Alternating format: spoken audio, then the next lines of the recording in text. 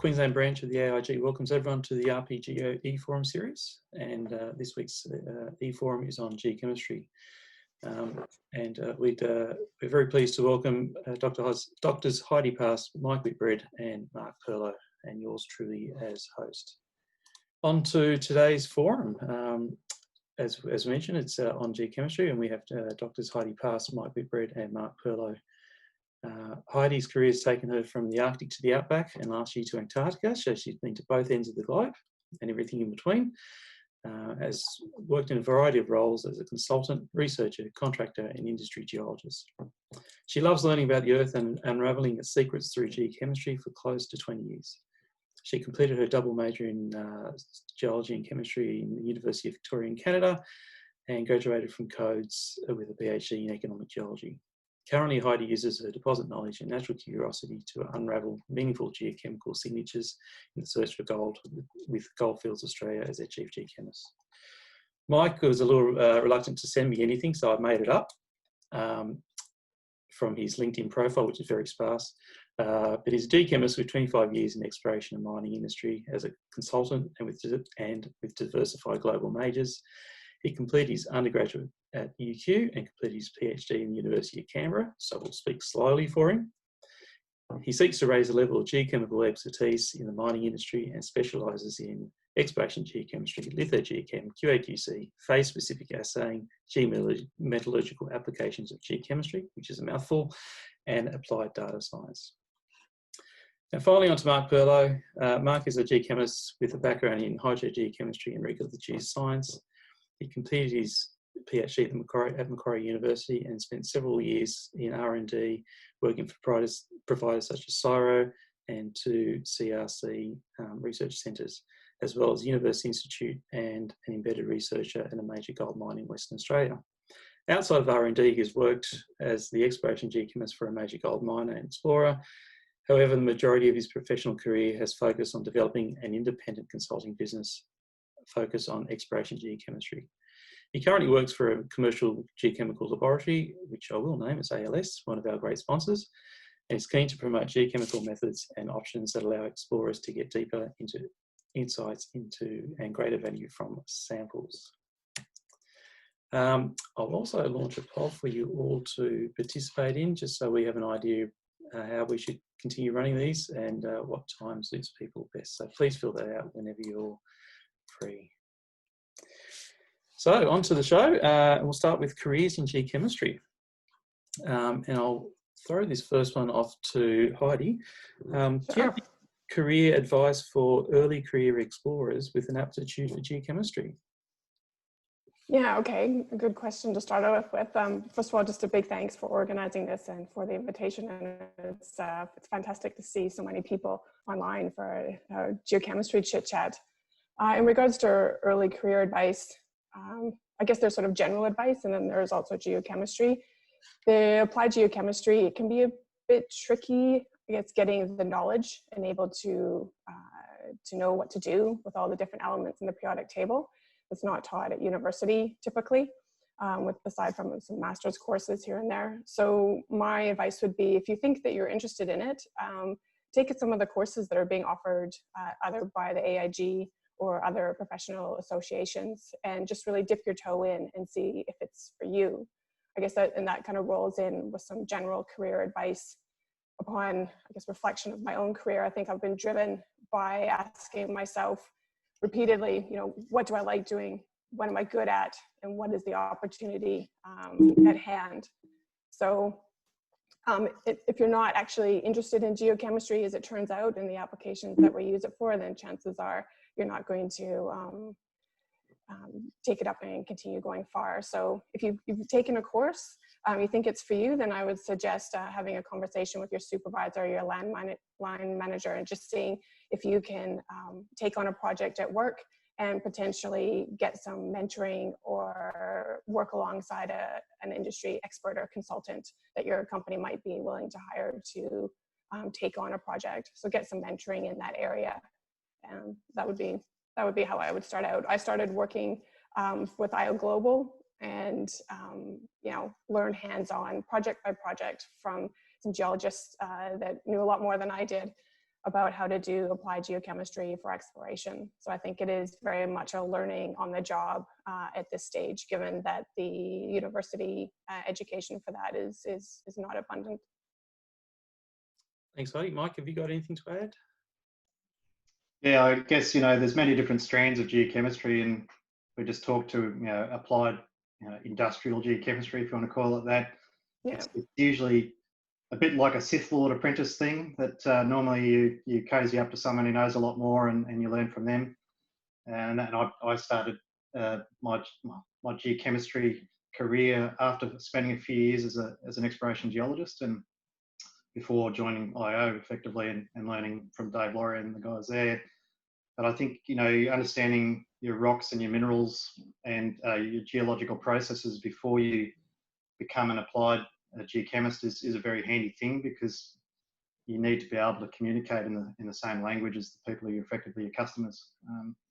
So yeah, it's a case of, if you want to be I guess an academic geochemist, you can run off and do your PhD pretty much straight away and specialise in whatever it is that interests you. But if you want to apply it, I think having a bit of experience as a geoscientist, and even in logistical orientated roles, so you understand what the constraints are on the people that you're asking the samples to be collected by, and understand where the budgets come from and how to motivate for them. I think that's all pretty handy before you run off and become a specialist. And it used to be the old school days. You just waited for a downturn when you got fired, and then went off and did a PhD. And it was a good way to switch your career over. I don't know if that works now. Yeah, it's been a little while since I've done my PhD, so maybe it's done differently now. But you can keep that up your sleeve and try and cross over disciplines that way. But I think in certain companies there's an opportunity to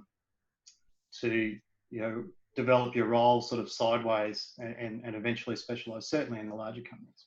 Anyway, that's probably enough from me on that topic. Thanks, Mike. And Mark, have you got anything to add to that as well? Oh, thanks, Peter. If I was to suggest something, try and get some work experience in fairly early. One of the best things I did when I was, I guess, halfway through my undergraduate degree was I got a bit of work experience in a commercial lab, and like a week and a half was all it took there to sort of cure me of that. And I decided that, I couldn't see myself working in a commercial lab, and that's where I actually sit at the moment, in a windowless office here. But that was by choice, and it's been a fairly recent change there.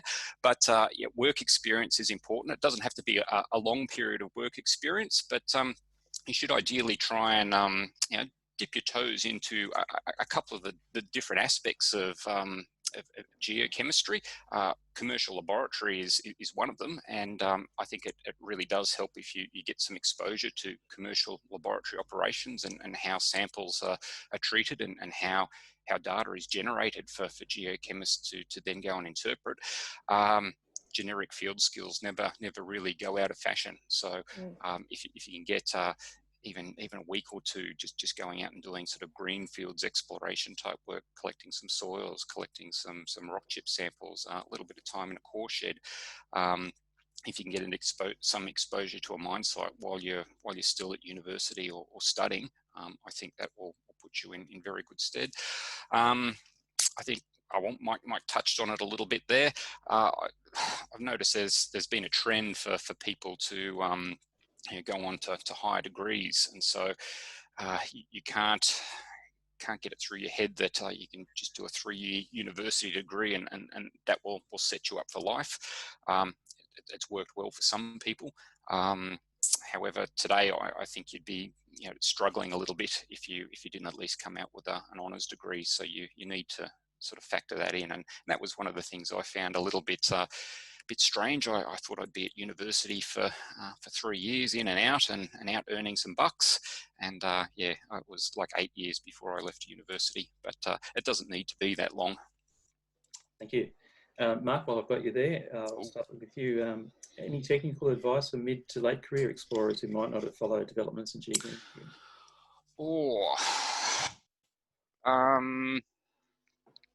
Things don't change the same, or don't stay the same. So there are always developments in geochemistry. Sometimes they're moving at a relatively rapid pace, and other times they tend to slow up. So if we were to go back probably 20 years back from now, ICPMS is an instrumental analysis technique kind of made its way onto the scene across the world, and it was available commercially and affordably to a lot of mineral exploration clients, and that was a really big change. In the last 10 years, developments of that on that have still continued, but they've slowed down a fair bit. I mean, we're still making developments there. Don't think that things are always static, and don't think that the way that things have always been done in the past is the best way forward.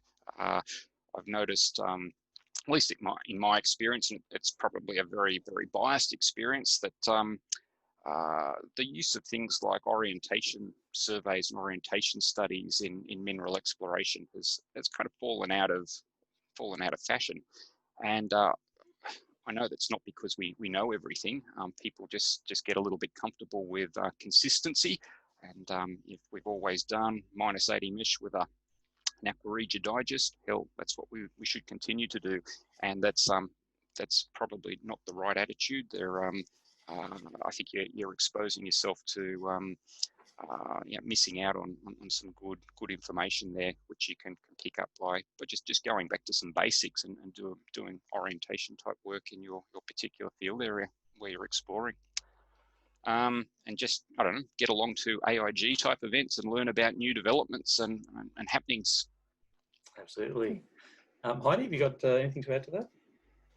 Yeah, I think I would add on to those points, make some geochemical friends. Don't underestimate the power behind just saying, hey, mind if I go for a coffee, or let's catch up over a beer or a wine, or personally my favorite, a gin, and just having a conversation, with people that I mean, that can be for geochemistry, but for anything really. And if you're super keen, I would invite people to just go and talk to the labs and talk to the instrument providers that are out there, and get up to date on the technology. Be aware, of course, they're trying to sell you a product as soon as they feel that you have some interest. But the thing is, they will be able to give you a very quick and efficient lowdown on what the technologies are out there. And so I would say use your network and develop that and see what's out there as well. I think also, in addition to the points that Mark has made around the technologies within the lab, and to realize that having the right software really makes a big difference. And so there are specific softwares out there. Of course, not surprisingly, I'm a fan of IOGAS, but it does make and the combination of software that you can use to put your geochemistry into geological context and into a 3D context instantaneously. People might, if they haven't been keeping up with things, they might not realize that that sort of stuff is readily available now, and it's very easy to have what some people think is more of a theoretical or an industry. The chemistry is a bit academic. But as soon as you put it into that contextual space, the story starts building and the interpretations, start coming out. So I would say there's probably room for someone also just to get a bit up to date on the different technologies and softwares that enable the interpretation to come out of chemical space and into map space or geological space much easier. Thank you. Mike, what skills outside of geochemistry would you advise today's students and early career geochemists to master? Oh, I mean, outside of geoscience in general? Or so outside of geochemistry in general. Okay, well, I mean, obviously you've got to know your rocks. So I think, having a strong geological background is pretty important. I mean, you don't have to do it for 55 years before you switch over, but I think operating as an exploration geoscientist, if that's the field that you go into, or even a mine geo, whatever field you start off with, I guess, understand your rocks before you switch across. I think now though, and we'll probably touch on this with other topics maybe later, but having a better maths background than probably what we did when we went through. I mean, most, maybe I'm projecting, but many of us probably chose geology because it didn't have a lot of maths in it. And I think now, given the amount of data that you're going to have to deal with and how quickly you'll be expected to deal with it, that having a statistics and maths background a little bit, take the subjects in uni if nothing else, really helps you deal with data processing and understanding what a lot of techniques that people are using these days do. Yeah, numbers are hard. Mark, have you got any additions to that? I'd certainly agree with Mike. I nearly became a chemical engineer, but then opted for the lower maths option, and that's how I ended up here, where I still do a fair bit of maths, albeit disguised as statistics and data science and general arm waving. But certainly some getting some skills in multivariate statistics, data science, some basic programming. There are some really excellent free options out there. Think of, rather than, you don't necessarily need an entire university subject or a university course on the topic. There are some excellent micro-credentialing type things out there available through suppliers like Coursera. These are massive open online courses which are delivered online, where you can learn some skills in programming in languages like R and Python. Additionally, geochemistry doesn't mean a lot unless you actually put it into a spatial context. So you really need some GIS type skills, I think. And again, there are some great options out there which you can get into a bit of GIS type work at home. You can teach yourself how to use QGIS. The AIG often offers courses in QGIS, so that's I think really worthwhile. And the way that that piece of software in GIS is evolving has been fantastic over the last few years, and it interfaces quite well with geochemical software packages like IOGAS. You can bring IOGAS type attributes into QGIS, so they interact really well. So yeah, they'd be the two big ones. But I don't know, a lot of geochemists tend to inhabit offices and laboratories, but there needs to be a bit of attention played to generic field skills. I mean, there will always be a role to sort of get out there in the bush, collecting soils and stream sediments and rock samples, or being close to a drill rig and a core shed. So getting those generic kind of field skills that will keep you both alive and happy, I think are really valuable. Excellent, thanks, Mark.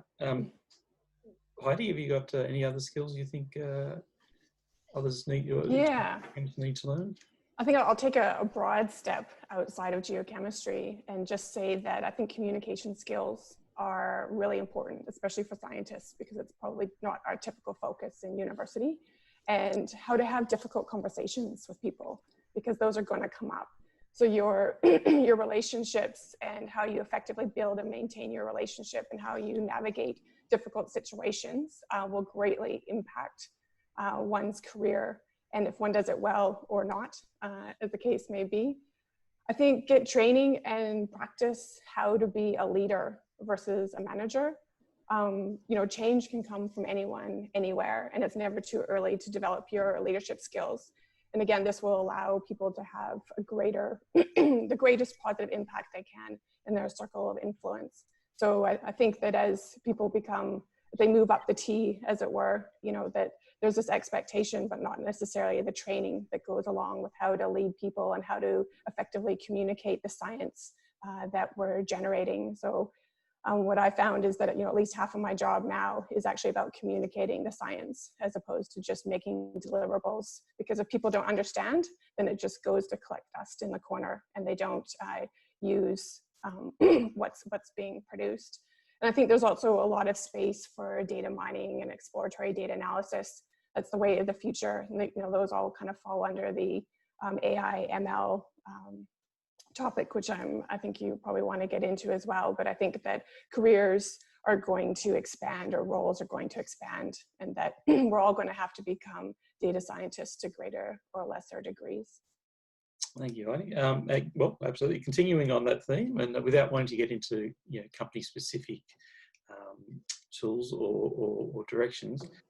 Mike, is there a future role for specialist corporate geochemists, or will more fall into the generalist exploration geologist or to external AI, ML type data scientists?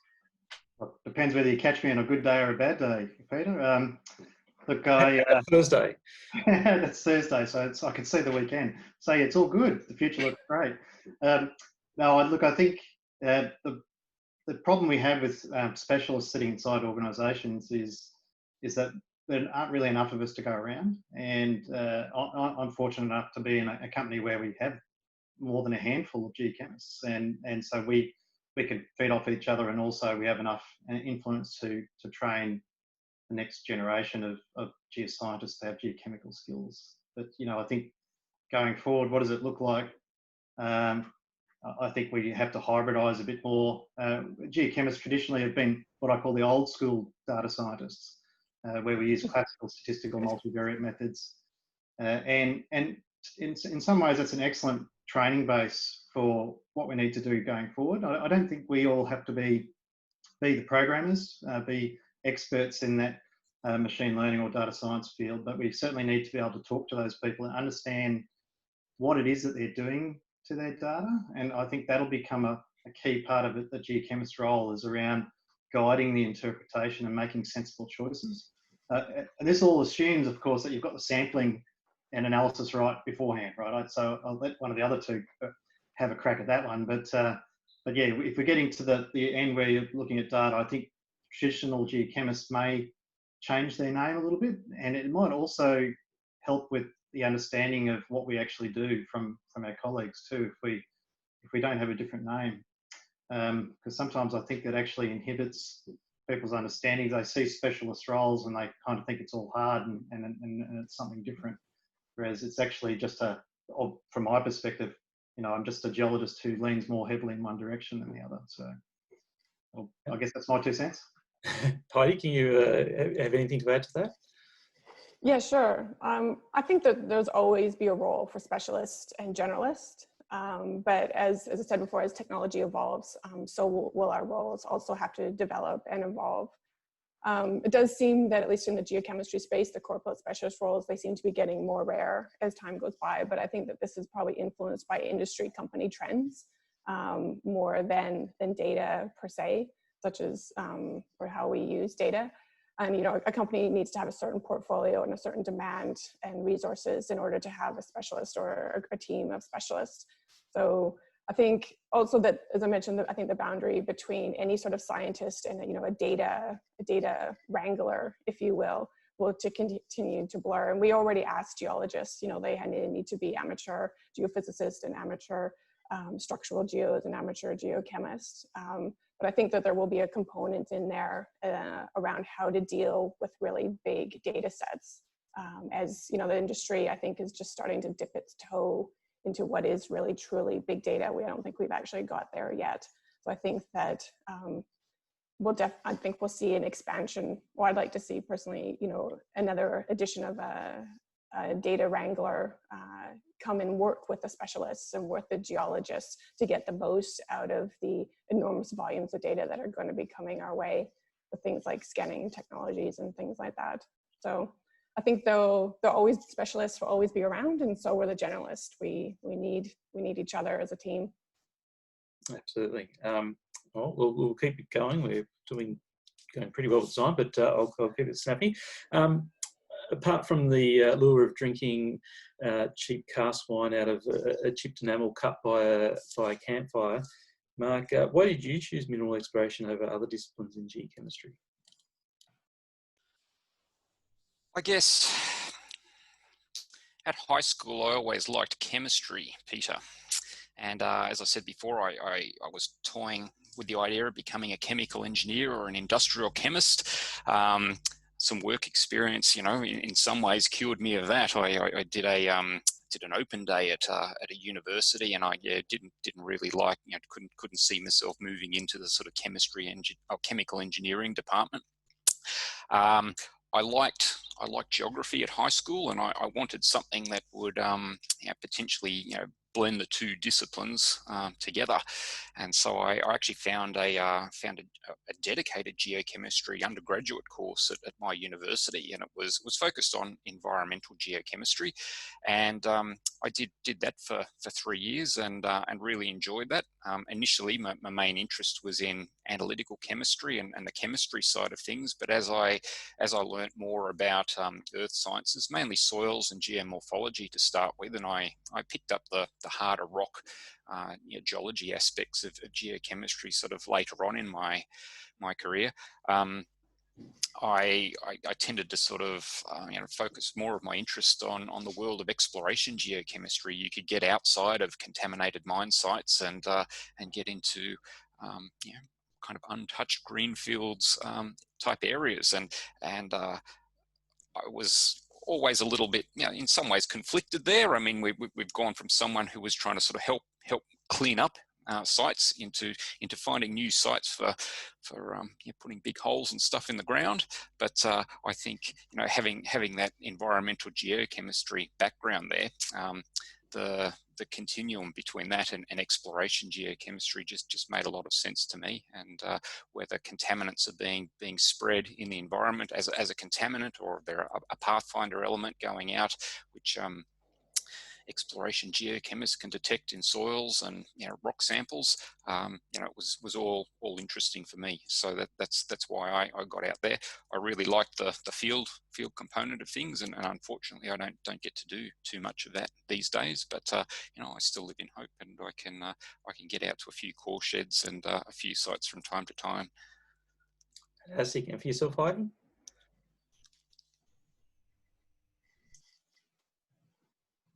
And for yourself, Heidi? Oh, sorry. Thank you. I heard Mike for some reason. I think for me, when I found out that I could have a career that involved traveling to weird and wonderful places with weird and wonderful people, that seemed pretty alluring. I think, Mark, you and I, similar paths. I did really well in chemistry in high school, and due to Mr. Harrison. And so I decided, well, I'll be a chemical oceanographer, because I spent a lot of time on the ocean as a kid. And then I realized that, so I started my chemistry degree, and then I realized that chemical oceanography had pretty limited career opportunities. And graduating at the end, I think the end of the downturn from the BRIEX scandal, I ended up going into environmental as a environmental geoscientist. But I kept getting in trouble for, looking at all the pretty shiny rocks and going to the waste piles to pick up all the sulfide mineral rocks. So I think I was doomed, or it was in the destiny that I was actually supposed to be an exploration geo. But I love being out in the field as well. I love problem solving, and I feel that actually being an applied geochemist in exploration, I get to be quite creative. There's the constant. I really like rocks. I think I've been completely fascinated with how the earth and the system works, and looking at rocks and unraveling the secrets that they hold. It still keeps me really passionate about my job today. Thanks, Heidi. And for Mike, was it the wine or something else? I went to uni to do physics, and then had a pretty horrific experience with the first exam.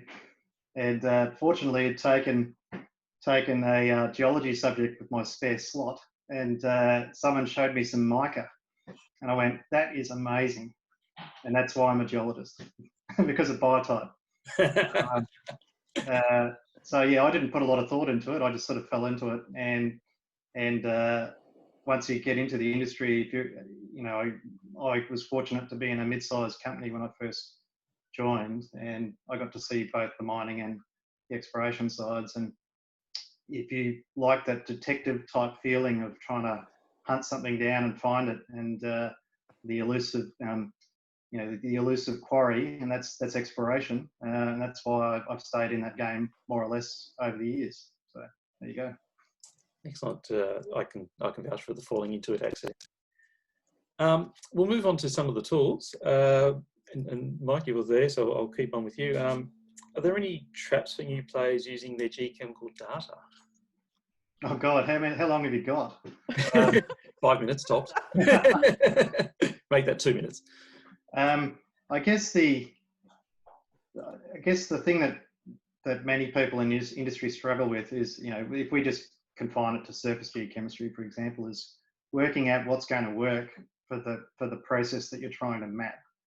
So if you're trying to map an anomaly driven from a base metal system that's travelled or been weathered out of a primary system and is now in the surface in soils, you've kind of got to work out, you know, what minerals are going to sit in, what is it that you're going to look for, is it going to occur with other elements, and so selecting the right sample and assaying it the right way is the biggest impediment to doing any sort of exploration, geochemistry or geoscience sometimes. And the amount of times that I, as a consultant, less so in companies that I work for because I have more influence over the early stage, but as a consultant, the amount of times that I had to turn around and tell my client that I'm sorry, you've wasted your money because we can't answer your question with the data you've collected. And that's if I was going to get one thing across today is talk to someone who knows what they're doing to help you select the right samples and the right assay method. Excellent. And Heidi, have you got something to add to that? Yeah, sure. Yeah, back what Mike is saying there, 110%. Flashbacks from consulting days myself. I think that, you know, some of the traps for new players, you know, people get really overwhelmed when they think about geochemistry. It seems to be this kind of scary word, or they look at the periodic table and think, oh my God, how am I going to, you know, get through all of that? So just I'm speaking to applied geochemistry there. It's not like your high school or your chemistry undergrad. It is an applied science, at least the stuff that I do. And once I take people through it and give them a bit of mentoring, you know, they realize that actually you can get a lot of really useful interpretations out of some really simple plots. So you don't need to go in and do really complicated clustering, PCA, DPA, whatever, AIML stuff. Just, you can get a lot out of the tried and true plots. And again, having an easy software, a software that's easy to run, to make those plots for you, can take you a long way. Agree again with, you know, classic adage that I tell the time, garbage in equals garbage out. So if you have a crap sample, doesn't matter how smart you are, you're going to get a crap interpretation. Or if you're using the wrong method or your instrument isn't calibrated properly, you just don't have a chance. You're wasting both resources of your time and money. I think also there is, over interpreting data and realizing that not, you know, the numbers all look the same in your spreadsheet, right? But an arsenic value from 20 years ago is not going to tell you the same story as an arsenic value today. Or likewise, you know, what was cream of the crop, you know, even 10 years ago in an assay is not going to reveal the same story. So it's worthwhile having, you know, getting to be friends with your local lab customer service person, I guess, and understanding, what the assay methods are, and then taking the time to get to know your data, you know, letting the data speak. So don't force your data into a particular model. You can have the models are there to guide you and you know, allow you to see the flags or the signposts when the data is telling you something. But I think there is a lot from just working with your data and getting to know what's in there and understanding if it's, particularly if there's historical data sets, that some care and attention. I mean, we could spend days talking about this, and I'm sure Mike and others and myself, we have in the past. But there is something to be said for understanding all the different sources that your data have come from, and where you can just smash things and where you actually need to unwind things a bit or unravel things a bit. Okay, thanks, Heidi. Speaking of data and data quality, Mark, if you had to choose between twice as many samples and one or two elements only, or multi-element ICPMS and half the number of samples, where would you go? I take the ICPMS option, Peter, most of the time, possibly not all the time. It really depends where you are. Like if you're in a drill out phase, you know, you might not need to go there. I mean, there can be benefits to it, but I think the expanded element suite that you get from an ICPMS, you know, coupled with ICPAS, instrumental determinations, just gives you a lot more flexibility in terms of immobile trace elements, major elements for alteration type studies, pathfinder elements, and elements which you might not even be exploring for. And at least if they're covered there at appropriate detection limits, and by that we mean at least to average crustal abundance or below, it will set you up well. So yeah, I'll typically take the ICPMS option and reduce the number of samples. Mike, would you like to expand on that? Obviously you've consulted in the past and have had to deal with poor quality data and or very tight surveys and broad data. What would you prefer? And I work for the world's biggest junior as well. So, it's always a case of what is the question that you're trying to answer. And so there are cases where having more samples and more spatial coverage actually is important, and particularly if you've got a very narrow focus.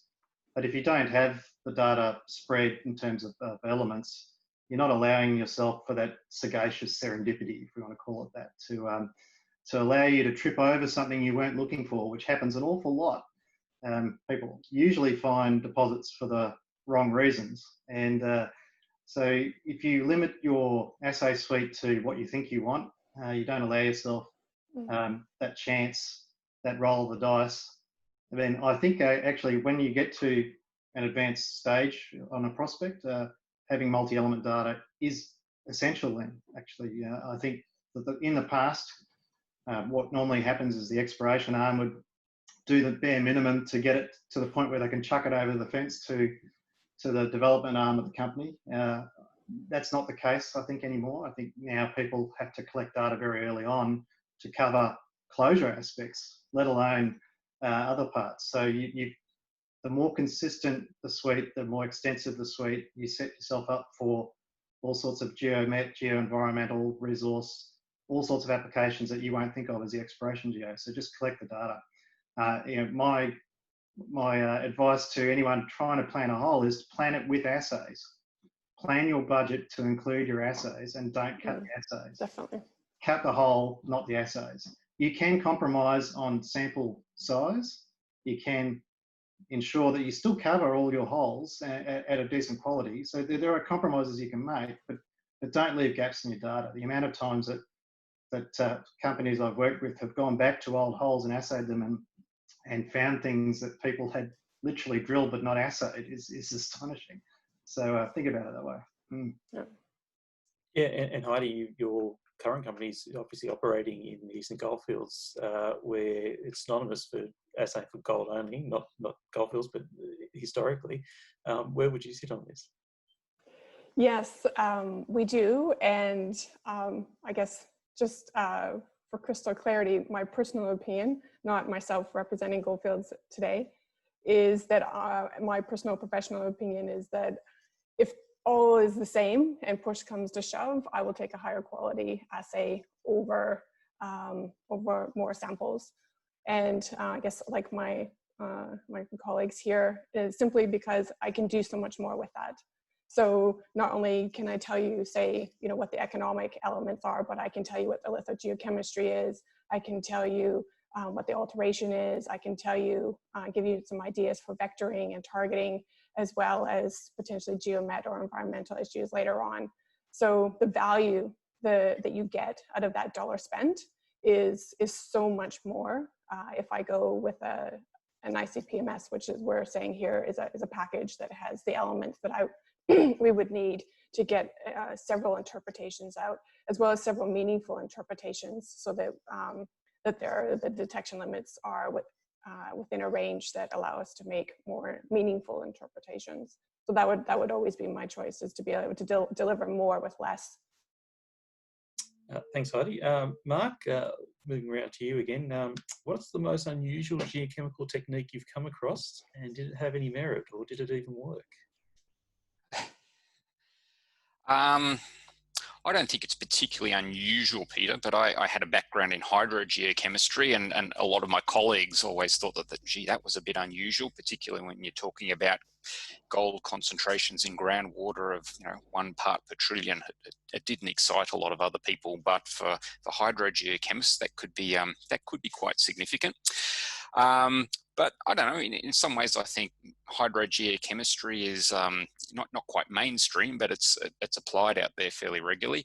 In my early career with the CSIRO, I got to read a few reports that the work had been done just before I started there, but they were working on a project called the Syro Gas project, where they were looking at geochemistry anomalies which would develop over ore deposits in the gaseous phase. So they would take a glass microscope slide, and they would coat it with a layer of polystyrene, and they would put this in a special collector, which was basically a kitchen funnel turned upside down, and they would bury it in a small pit, and this would work as a passive collector. I think it was all covered up with a bucket or something, and then had soil scraped over the top, and they would leave it there for a few weeks or potentially a couple of months, and then retrieve these slides and analyze them using a proton probe or something. Yes, I believe it did show some promise. Has it gone anywhere?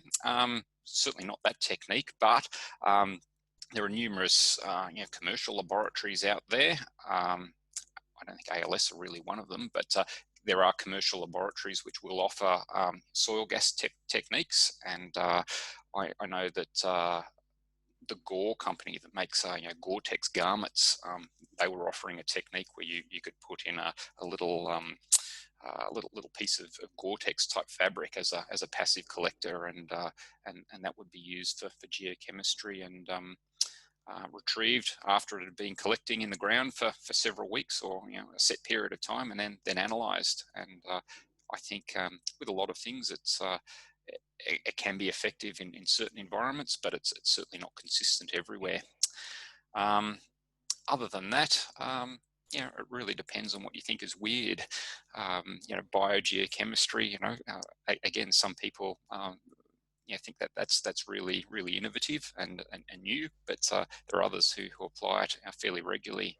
It's probably done more so in Canada and the Northern Hemisphere than it is here in Australia, but I know that the CSIRO were doing a lot of work, albeit 10 years ago, on the expression of various pathfinder elements in native Australian plants, whether it's leaves or twigs or bark or leaf litter. So nothing really what I consider really out there, Peter, but that's best I can do. Heidi, have you got any? Yeah, well, one of the things that I think is really strange in general is just the idea that we, or maybe even the arrogance that we can resolve what happened millions of years ago by pulling a few very thin spaghetti strands of rock out of the earth to look for something that's ultimately extraordinarily rare, like a gold deposit. So, I think that's a really weird thing to do as a career. When people say, you're at the bar, what do you do? It's like, well, I do something that's actually pretty strange, I think, in general. But to be more, I guess, to your point, I know others on the call probably heard the CSIRO. They've been doing webinars on Friday afternoons during COVID. And, some of us may recall Ryan Noble talking about the good, the bad, and the ugly of geochemistry. And he showcased, I think they even published a paper on using wine. They tried different liquids, all types of waters and various things, and I guess different types of spirits and wines to dissolve their samples and things, his surface samples. And apparently red wine is the winner. Now, maybe geologists knew that intuitively at some level, but he had graphs and things, and I think that's pretty unusual to be taking the kitchen or our beverages that we might have in the field as a backup for our chemistry. Heidi, Mike, I know you've done some work on partial leaches, including wine. I've seen some papers on Coke and Diet Coke, and apparently Diet Coke beats Diet Pepsi. Can you beat that? I guess my answer was partly stolen by Mark. I was going to pick soil gases as the most unusual method, because depending on which studies you look at, you kind of look at them and go, well, that could potentially work, but when it's been applied in practice, it tends to be highly variable. It's around, if you go back to the same site and take another sample, will you get the same result? And with gases, you commonly don't. And there's some pretty good work in the past that I've seen over known active fault zones in New Zealand, for example, show that the density of information you need to get to collect decent soil gas information is very high, because and commonly what you may be looking for is the variability in those responses in samples rather than the magnitudes. So, but we don't really know, right? It's one of those things where if I proposed to do that in a company, I would probably deserve to be shot. You know, it's given the amount of options that you have at your availability or your disposal that are more reliable.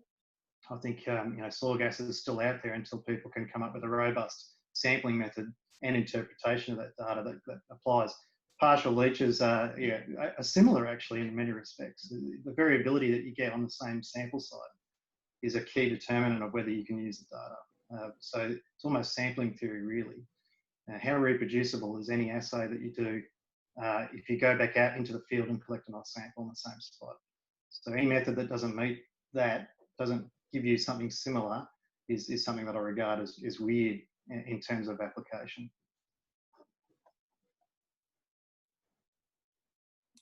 Thanks, Mike. Doug Young chimes in that geochemical results improve with beer, so it beats wine and Coke and everything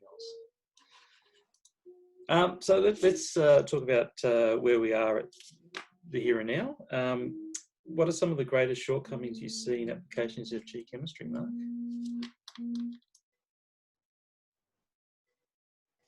Forgetting to unmute myself, Peter. Shortcomings, things that I'd like to change. Like, is this if I'm like the geochemical prime minister or something for the day? I guess people seems to be really comfortable with consistency. You know, this is the way we've always done it. This is the way we did it on that other project. So this is the way we should do it today, or on this next project. And I think people get a little bit too comfortable with that consistency, and they don't challenge that nearly enough. And I've touched on the issue before of appropriate data for your particular exploration project, and that's driven by having good information to start with. So at least some decent orientation type work there. Both Heidi and Mike have touched on, and a previous question was sort of cutting the tendency to cut geochemical budgets. So there might be two different laboratory methods, and one's a bit cheaper than the other because it might not necessarily have a particular instrumental finish. And I think there's a real shortcoming there for people to always go for the cheapest option and think that they're going to save significant amounts of money on their exploration program by taking aim at the geochemistry budget. And obviously I've got a vested interest in this as a geochemist, but several years ago I did a little bit of work for a mining company, and they used to like to say that they spent around about 50% of their exploration budget in the ground drilling.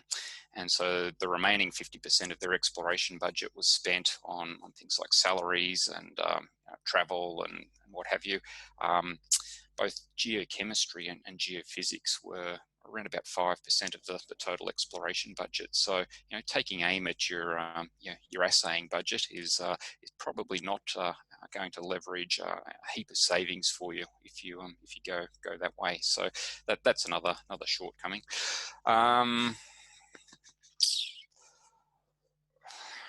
I guess, you know, some geochemists tend to do most of their work from the spreadsheet and from the office. And, you know, Mike has mentioned before that you know, people do need to keep it real. You need to get out there in the field and look at some rocks. And if you're doing surface type work where there's a heap of cover and there are no rocks, you know, get out there and understand some of your regolith. You know, dig a few pits.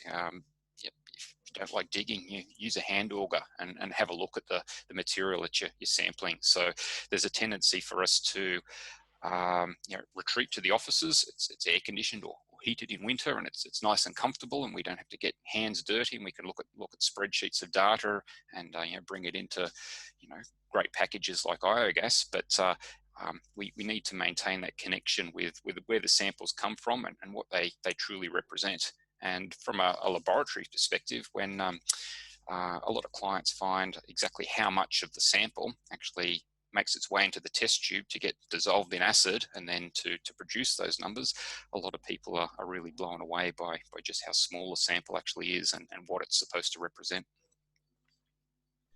Thanks, Mark. We're getting a little bit behind time, so I'll push on here. Heidi, what new technologies have you seen emerge in the last 10 years or so that have had the biggest impact on exploration geochemistry? Yeah, so I think we could probably divide our answers there to inside the lab and outside the lab. So inside the lab, you know, every 5 to 10 years or so, there's a big technology breakthrough that gets implemented at the commercial lab, right? So I would say in the past 5 years, we've seen another, whether that's ALS, you know, offering their ICPMS 61L super low level 4-acid digest package to, you know, near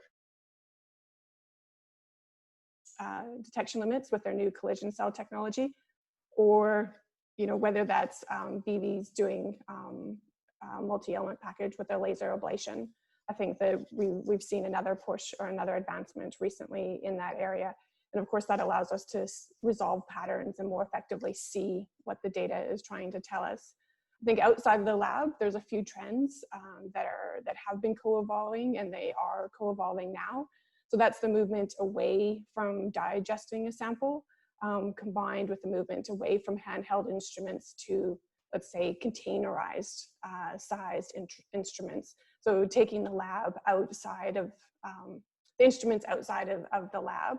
But also, I think there's a growing focus too on a core scale analysis, as so solid, some sort of, and you know, of course, a lot of that is around the scanning technologies, you know, that can measure either the multi-element geochemistry or it can identify the minerals that are present. And there, you know, there seems to be a new one of these technologies coming out every quarter or every year. There's another one, Mineralized TrueScan, CoreScan, TerraCore. Or explore Minalytical. There's more and more. So I think data, it's providing modern, if you would say, modern data at a really high frequency. And I think that there's also, with each one of these technologies comes the high resolution photography. And I think that that's going to be a game changer if it hasn't been already, with particularly moving into AI and ML and things like that, is just having consistent, really high quality photography that you can zoom right in on, and you can match that to your chemistry. So you, again, about bringing the chemistry into your rock space or your map space. Also seeing things like the CSIRO, you know, their core scale lab, and things like their Maya mapper. So again, you know, seeing one of Steve Barnes' recent talks about using the Maya mapper, and it's just amazing that they can get this microscale geochemistry and have it from this whole core sample. I think there's going to be heaps of breakthroughs are coming from that, and will be as well. I think, yeah, it's a way of moving away from doing a chemistry in the lab and to these, if you will, containerized laboratories or instruments where they're relying on people who aren't geochemists, who aren't lab-based geochemists, to set up and collect the data. So there's some concerns in that area. I have some concerns about, you know, it's efficient. Yeah, sure. But how efficient is it if you believe garbage in equals garbage out? Because as you know, I think we're all proponents of if your data isn't representative, then why are you collecting it in the first place? But I could go on about that, but I'll let one of my colleagues chip in. Thanks, Heidi. I'll kind of extend on that a little bit with Mike. How important has AI and machine learning been in the application of geochemistry? Well, I think it's up until recently, the industry has been very slow to pick up on it, and generally the application has been more at the pointy end of the business and advanced projects and on when you have bigger budgets and you can collect the data density required consistently. I know Mark's been using the word consistent. He was using it in a historical context. I'm using consistent is something I do want, which is collecting from a project the data the same way. And if you don't do that, a lot of the application of AI machine learning methods becomes quite difficult, because then you always have to sort of bring in a level in your data, and it reduces the utility of that data when you're trying to apply general methods to it. So, probably in the exploration space recently, the remote sensing interpretation has probably been where machine learning application's been at its best. And I think that's actually had an impact. I know that in a few companies that I've been part of, they've used a variety of remote sensing data sets to predict geochemical responses, for example. And that's been in the game for a little while. It's really not a big part of it, I don't think, in terms of target generation, but I think we'll see more and more of that going forward. You've got Descartes labs in Canada doing all sorts of interesting stuff from that. Even over here, you've got Earth AI did some predictive work around picking geochemical values using remote sense data. So training it on somewhere and then trying to predict somewhere else. And God knows there's enough issues with that. But, if you can filter your false positives out, they become quite interesting. So I think that's kind of here. And going forward, we're going to see the application more around domaining in logging on core. So we've got the tools now. You've got the microanalytical tools to help support some of this. You've got MLA to give you mineralogical information. Then you've got the assay at the sampling scale. So you've got information at varying scales, and we'll be integrating that, I think, to automate what we see in the drill core and make better decisions on that, rather than having people inconsistently log it and try and interpret it. So, fairly broad theme there, but hopefully it gives you an idea. We'll get our crystal ball out now. And this one might be a good one for you, Mark. Are we any closer to consistently a consistent, effective geochemistry tool to see through transported cover?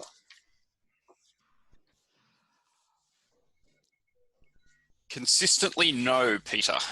And it's probably a bit of a cop out there, but I think it's a horses for courses thing. Some things will work really well in some places and not work very well in other places. Nothing is that consistent. And I don't know, well, consistency has reared its head several times today in a couple of different contexts. I think as an industry, we're not really great at collecting the metadata that should accompany a lot of our sampling and flow through with the geochemistry, or we're good at collecting it, but we might not be particularly good at preserving it and making sure that it follows the geochemistry through. So that drives a lot of issues in interpreting various data sets, because they're not always consistent there. In terms of an effective tool to see through transported cover, well, I think everything that's old will someday become new again, and we're seeing that in some of the research which is done by various groups like universities and the CSIRO.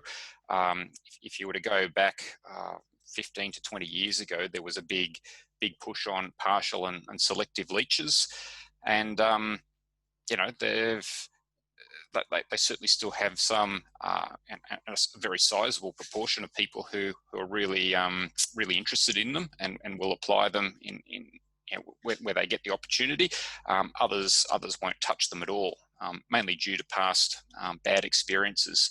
So I think there can be a resurgence of interest in that. Someone might be able to sort of take the the partial or selective leach concept a little bit further and add another dimension to it, whether it's customizing leaches for individual samples, or adding extra layers of data which could relate to being able to quantify specific mineral phases in samples. I think that that has some opportunity there. When I said that a lot of old stuff gets revisited again, biogeochemistry was certainly done kind of 30, 40 years ago, and then it had a resurgence 10 years ago, and it kind of goes in little peaks and troughs that way.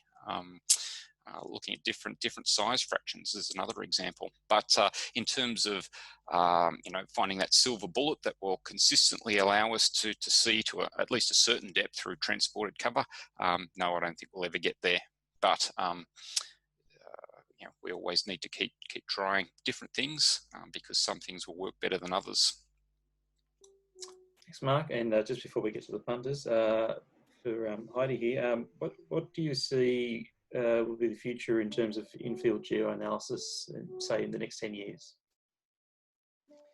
Yeah, so I guess I've commented on it a bit already, but I think it's a really interesting and really rapidly evolving area.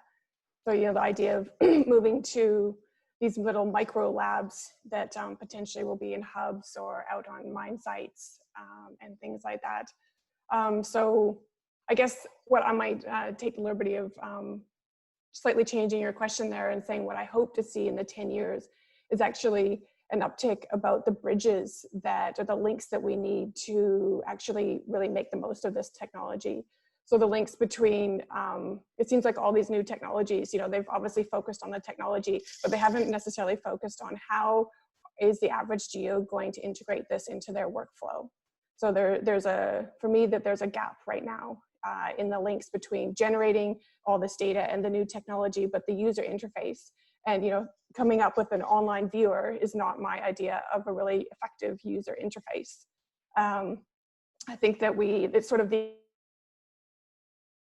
for the solution that a lot of people are discussing, and it needs attention.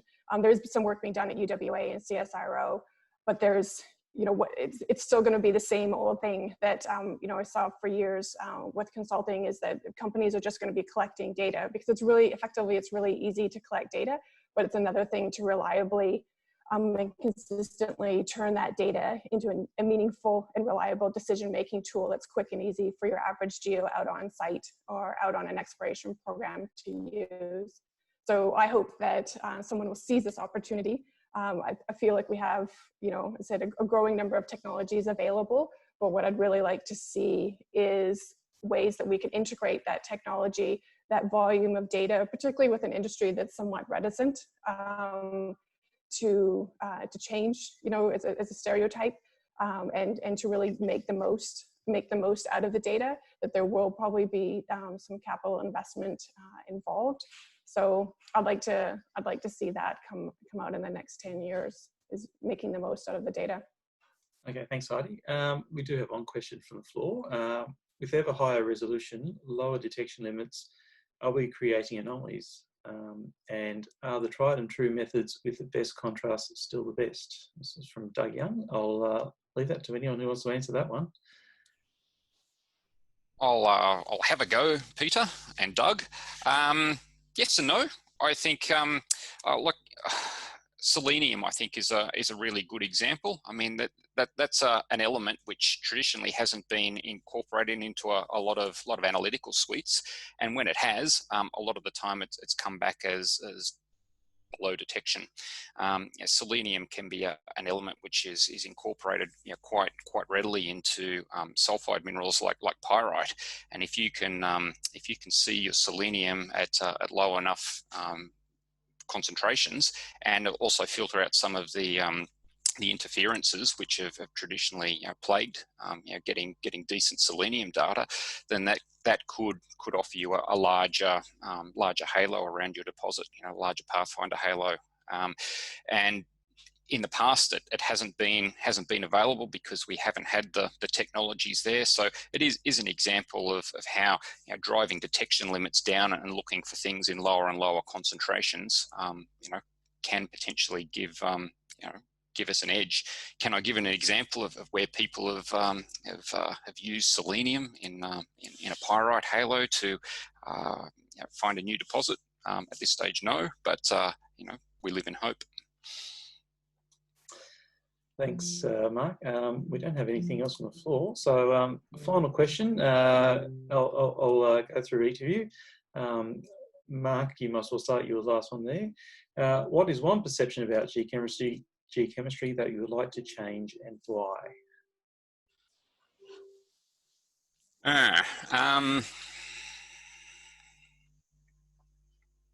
Yeah, I probably mentioned it before, but it's more than just spreadsheets and looking at tables of numbers, Peter. And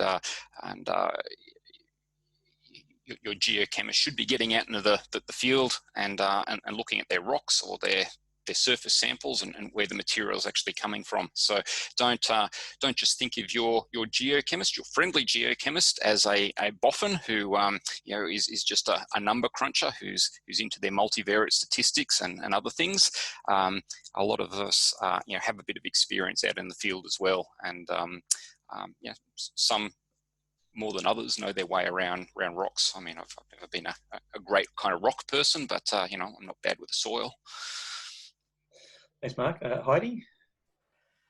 Yeah, I guess I second or support what Mark is saying there. And I think, and we've touched on this before, but I would love it if people actually moved away from the idea that a multi-element package is just an extra cost.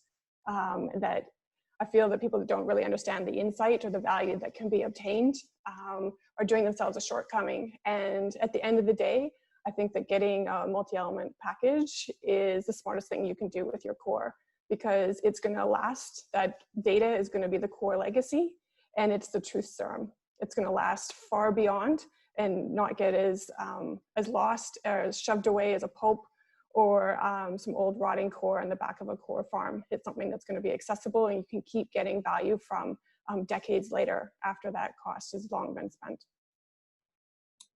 Thanks, Heidi. And Mike, for the final word.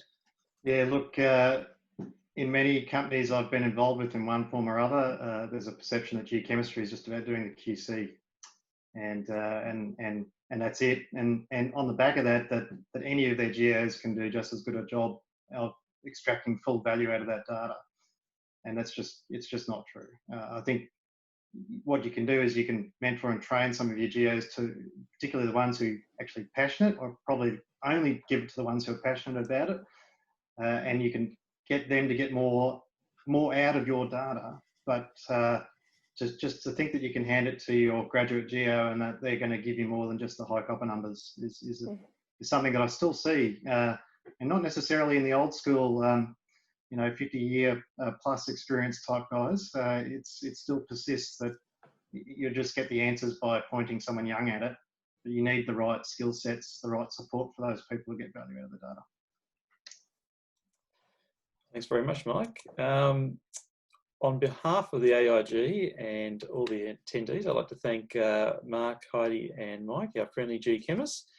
I hope everyone's enjoyed it, and we'll hopefully see you all in July for our next AIG ALS technical meeting. Thank you all. Thanks very much, everyone. Thank you all. Hope you enjoyed it. Yeah, thanks, Peter. Thanks, Heidi, Mike, and everyone for tuning in. Cheers. Cheers.